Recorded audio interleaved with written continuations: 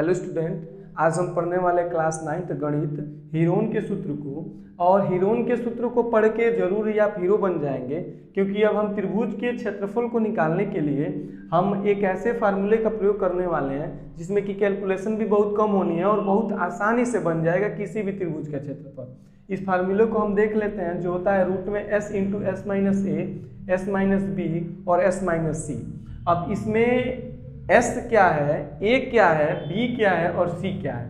तो जहाँ S equal to अर्ध परिमाप है त्रिभुज का, और अर्ध परिमाप हम कहते किसे हैं, तो यदि इसके भुजाओं को जोड़ दें और 2 से भाग कर दें, इसे ही अर्ध परिमाप कहा जाता है।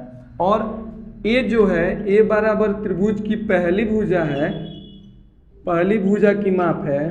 B बराबर त्रिभुज की दूसरी भुजा की माप है, और C है तीसरी भुजा की माप। तीसरी भुजा यानी कि जब हमें त्रिभुज के तीनों भुजाओं का माप पता हो तो उससे परिमाप निकाल के और उसका अर्ध परिमाप करके हम इसका त्रिभुज के क्षेत्रफल निकाल सकते हैं। लेकिन ये सोचने वाली बात है कि त्रिभुज के क्षेत्रफल में इस हीरोन के सूत्र का प्रयोग क्यों किया गया, क्योंकि हमें तो त्रिभुज का जो ऐसे हम लोग फार्मूला जानते हैं त्रिभुज के क्षेत्रफल का, त्रिभुज के क्षेत्रफल का फार्मूला होता है कि 1/2 गुणे आधार गुणे ऊंचाई। जब हमें आधार और ऊंचाई दोनों पता हो तब हम लिख सकते हैं 1/2 गुणे आधार गुणे ऊंचाई।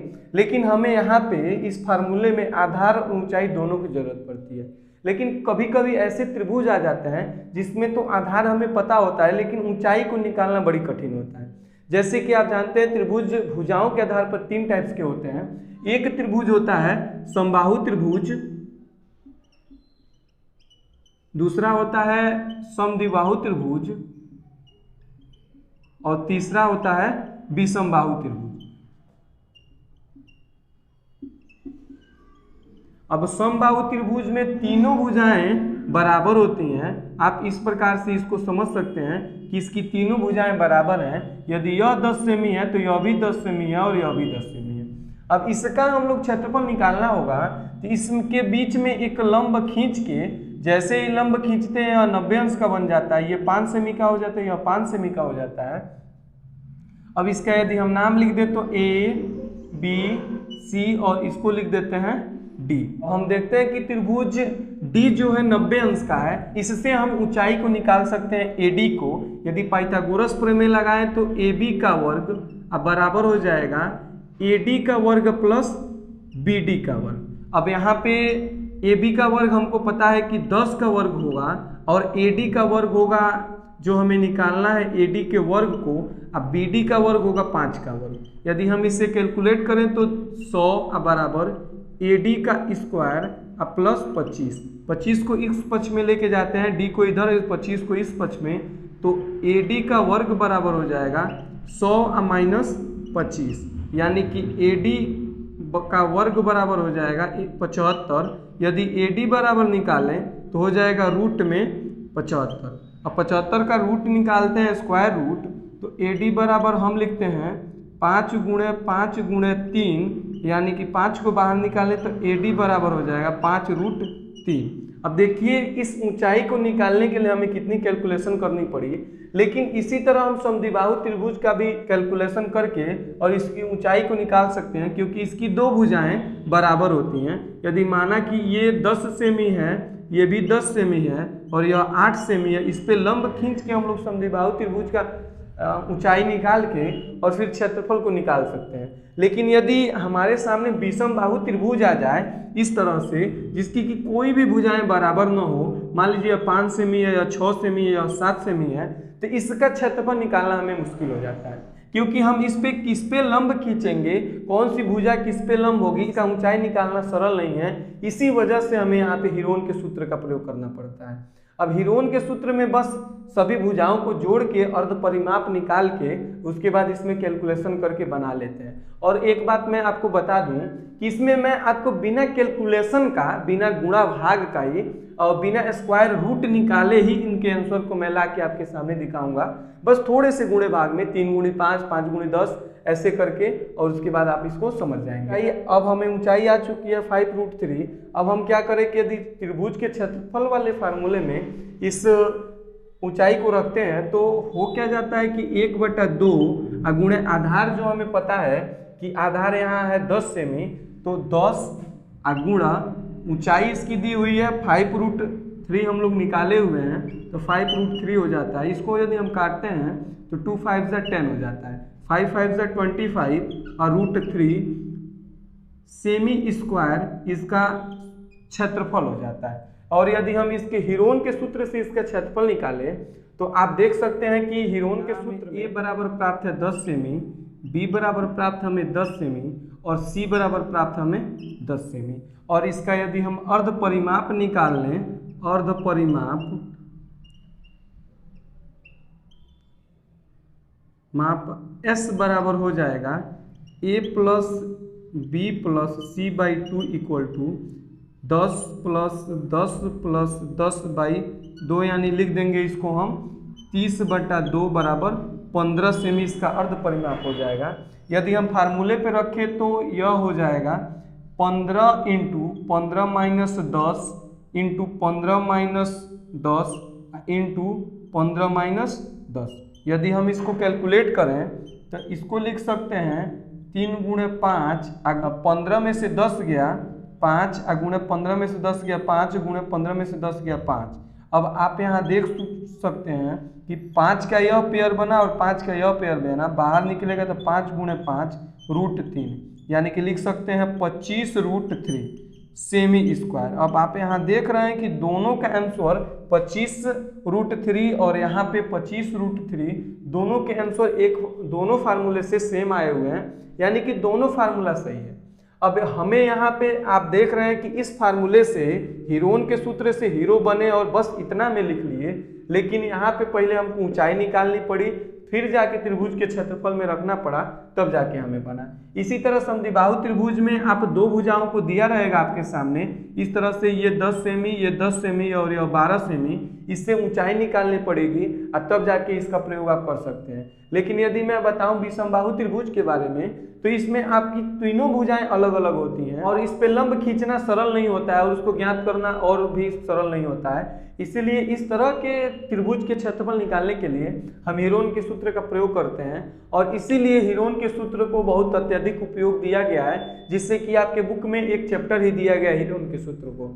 चलते हैं, कुछ उदाहरण दिए हुए हैं आपके बुक में जिसको सॉल्व कर लेते हैं।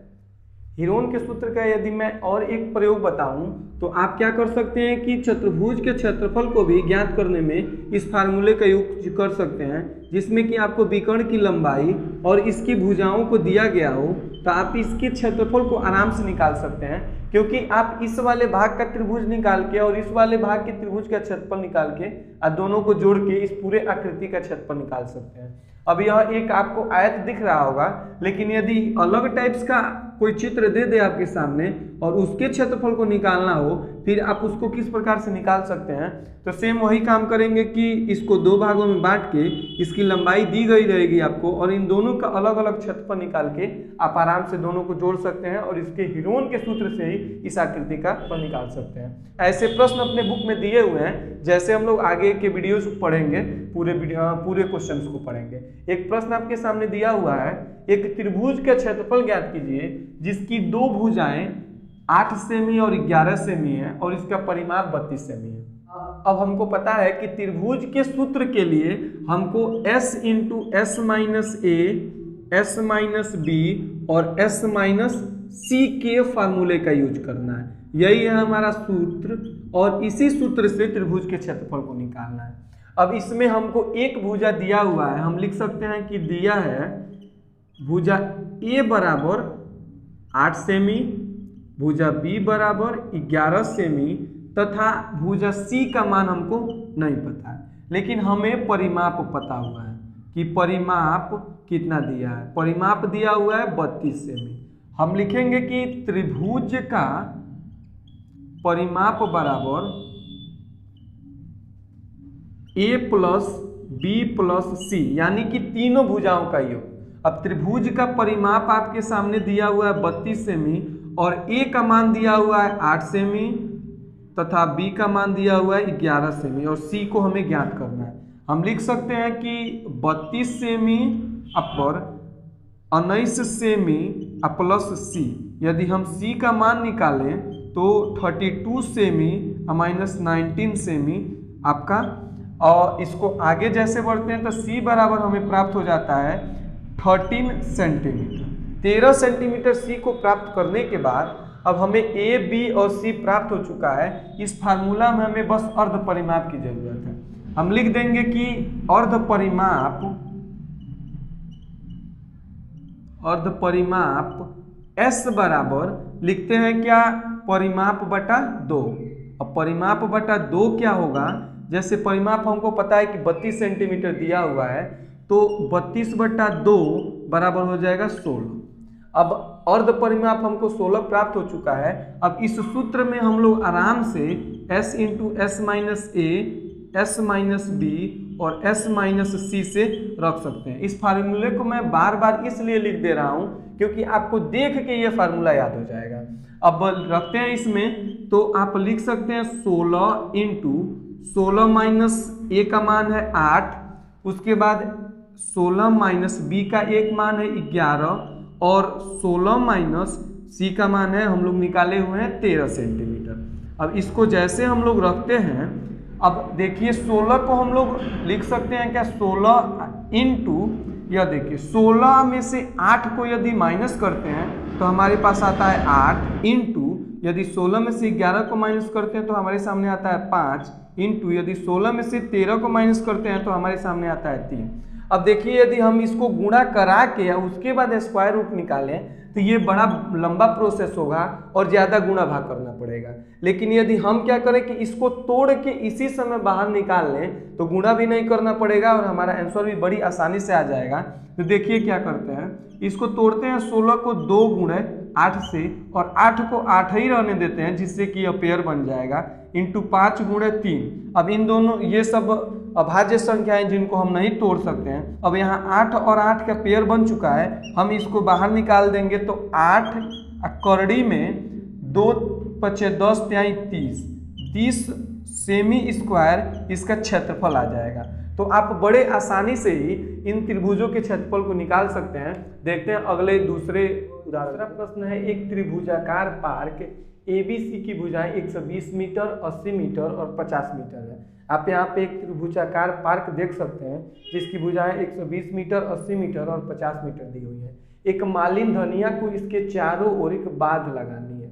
अब इसके चारों तरफ एक बाध लगाना है एक मालिन धनिया को, और इसके अंदर घास भी उगानी है। इसे कितना क्षेत्रफल में घास उगानी है, यानी कि उसे इस त्रिभुज में कितना क्षेत्रफल में घास उगानी है।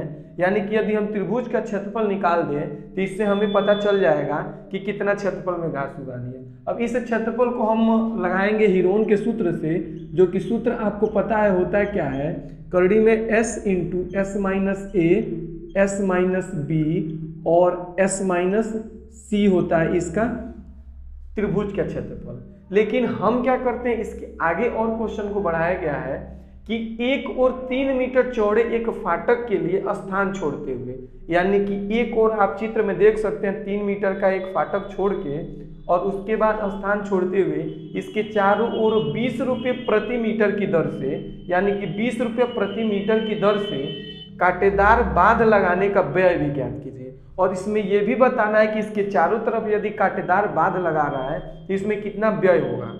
तो हम क्या करते हैं, सबसे पहले इसके क्षेत्रफल को ज्ञात कर लेते हैं जिससे कि ये ज्ञात हो जाए कि कितने क्षेत्रफल में उसे घास लगाना है। उसके बाद इसके त्रिभुज के परिमाप में से यदि 3 घटा दें तो हमें जितना दूर कांटेदार तार लगाना है उसकी जानकारी हो जाएगी, और उसके बाद उसमें 20 का मल्टीप्लाई करा देंगे तो कुल व्यय रुपया भी आ जाएगा।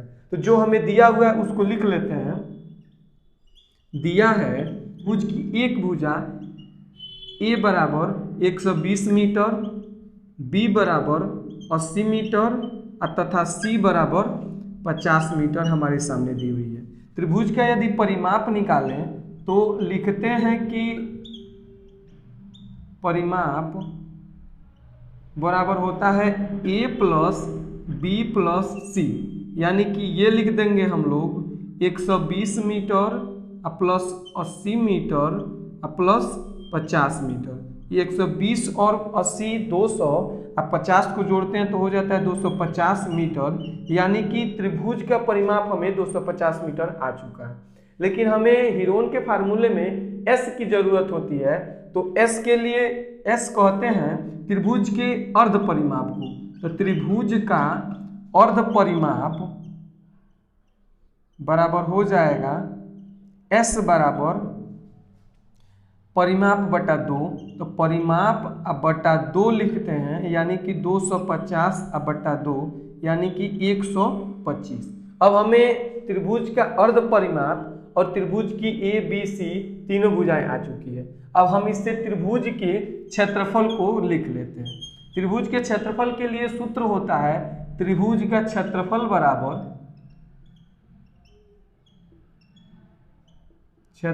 बराबर होता है under root S into S minus A S minus B into S minus C. अब जो मान हमें दिया हुआ है उसको लिख लेते हैं।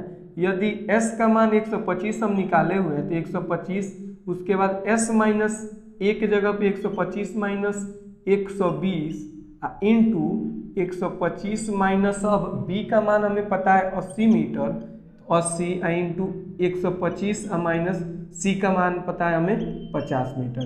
यदि इसको हम सॉल्व करें तो 125 को लिख सकते हैं हम 25 गुणे 5, 125 में से यदि 120 को घटाते हैं तो आता है 5, और 125 में से यदि 80 को घटाएं तो आ जाता है 45, इंटू यदि 125 में से 50 को घटाएं तो आता है 75।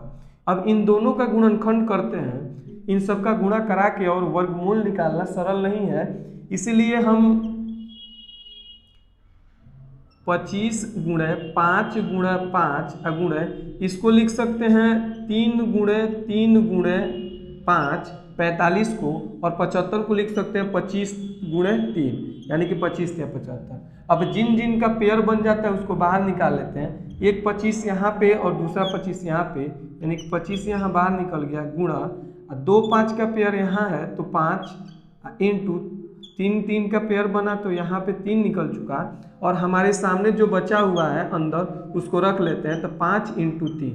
अब इसे सॉल्व करें तो हो जाता है तो 25 25 125, 125 यहीं हो जाता है 375 बराबर 375 इंटू 15 रूट में मीटर स्क्वायर, यानी कि इसका क्षेत्रफल जितना माली धनिया को जितना घास उगाना है उसका क्षेत्रफल है 375 रूट 15 मीटर स्क्वायर में उसको घास लगाना है।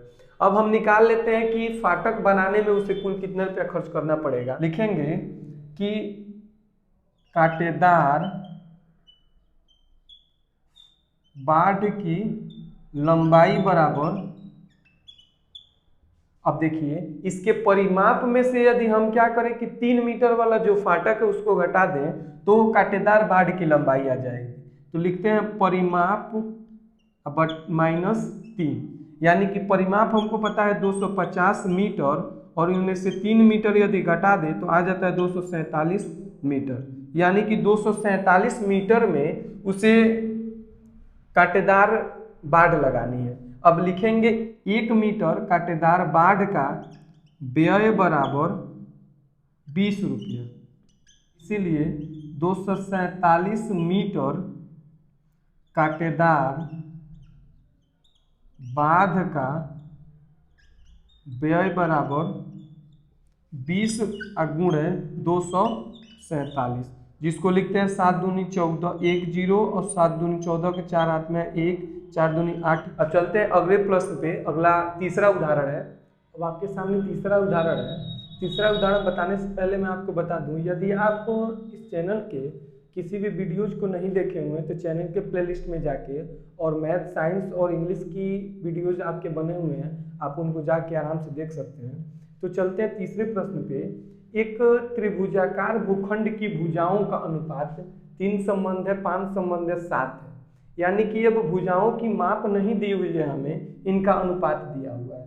और इनका परिमाप 300 मीटर है। हाँ, लेकिन इन सबको जोड़ने के बाद जो परिमाप दिया हुआ है वो 300 मीटर दिया हुआ है। इस भूखंड का क्षेत्रफल ज्ञात कीजिए।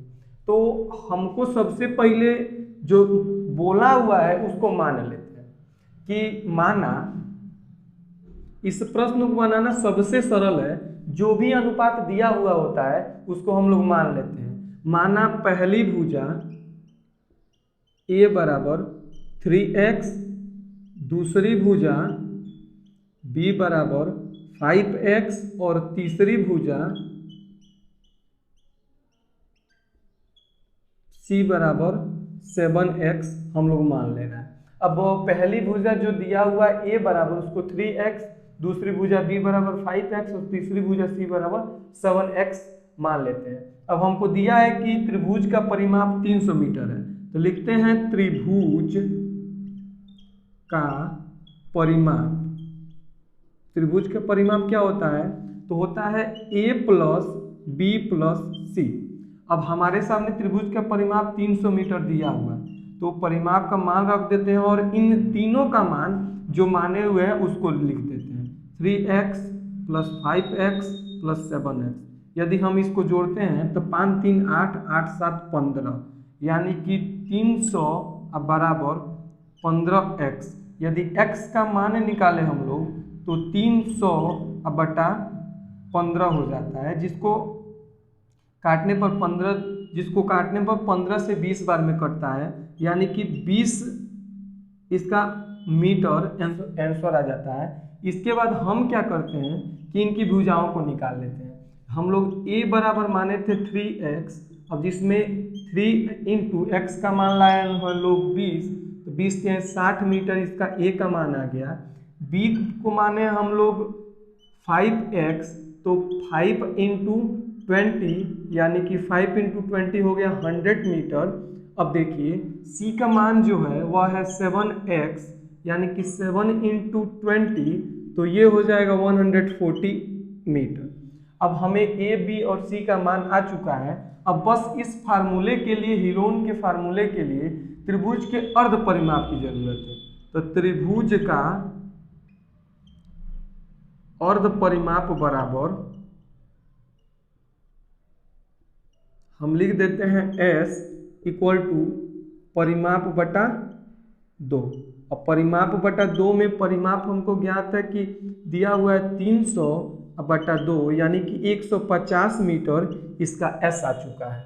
अब हम त्रिभुज का यदि क्षेत्रफल निकालते हैं तो हो जाता है कि रूट में s into S minus A S minus B. अब मुझे पूरा विश्वास है कि आपको यह फार्मूला याद हो चुका होगा। यदि याद नहीं है तो अच्छे से याद कर लें, क्योंकि इस फार्मूले से ही सभी प्रश्न आप देख रहे हैं कि बन रहा है। अब s का मान है 150 इंटू 150 माइनस a का मान हम लोग लाए हैं 60 मीटर, उसके बाद फिर 150 माइनस फिर b का मान लाए हैं हम लोग 100 मीटर और फिर 150 माइनस c का मान लाए हैं हम लोग 140 मीटर। यदि हम इसको सॉल्व करें तो 150 को हम क्या लिख सकते हैं? तो इसको लिख सकते हैं 15 गुणे 10 इंटू 150 में से 60 को घटाए तो आ जाता है 90, इंटू 150 में से 100 को घटाए तो आ जाता है 50, इंटू 150 में से यदि 140 को घटाए तो होता है 10। अब देखिए इसका गुणनखंड करते हैं हम लोग इसके अंदर, क्योंकि गुणा करा के और उसके बाद स्क्वायर रूट निकालना बड़ा दिक्कत होता है, क्योंकि गुणा करा के और स्क्वायर रूट निकालना आसान नहीं है। इसीलिए इसको हम लिख सकते हैं 15 गुणे 2 गुणे 5 गुणे 2 गुणे 3 गुणे 15, यानी कि 3 दूनी 6 और 6 15 6 के 90 गुणे 50 को लिख सकते हैं 5 गुणे 10 गुणे 10। अब आप यहाँ देखेंगे कि 15 का एक पेयर और 15 का एक पेयर यहाँ बन जा रहा है। अब मैंने इसको 15 और 15 इसलिए लिखा हुआ क्योंकि मैंने पहले इसको 15 देख चुका था, इसलिए यहाँ एक 15 लिख दिया हूँ। तो यदि इसको रूट से बाहर निकालें तो हो जाएगा 15 इंटू इस 2 को यहाँ है और यहाँ एक 2 है, इसको बाहर निकाले तो यह 2 हो गया अब आप देख सकते हैं यहाँ एक पेयर 5 का बन रहा है और यहाँ पे एक पेयर 5 का बन रहा है, यानी कि एक पेयर 5 का निकला और आप यहाँ देख रहे हैं कि 2 10 है, तो यहाँ पे एक 10 हो गया। अब एक बस 3 बचा हुआ है जिसका कोई भी पेयर नहीं बच रहा है, तो इसको रूट में लिख देंगे। अब यहाँ पे हो जाएगा कि 15 दूनी 30 और 30 पच्चे 150 और 150 दहा में 1500, यानी कि आंसर हो जाएगा 1500√3 मीटर की स्क्वायर। इसका क्षेत्रफल हो गया कुल मिला के 1500√3 मीटर स्क्वायर। अब आप यदि क्लास 9th और अन्य सब्जेक्ट के वीडियोज को नहीं देखे हुए हैं तो चैनल के प्लेलिस्ट में जाके और वीडियोज को देख सकते हैं। अब अगले वीडियोज में मैं 3.1 के सभी प्रश्नों को कराऊंगा, तब तक के लिए आप इस वीडियो को देखें और देखते रहें और प्रश्न को सॉल्व करते रहें। अब मुझे विश्वास है कि आप इस उदाहरण को पढ़ने के बाद, समझने के बाद उस प्रश्नावली के बहुत से प्रश्नों को कर पाएंगे, और जिस प्रश्न को नहीं कर पाएंगे तो मैं फिर अगला वीडियो लेके आ ही रहा हूँ। तो मिलते हैं अगले वीडियोज में। Thank you.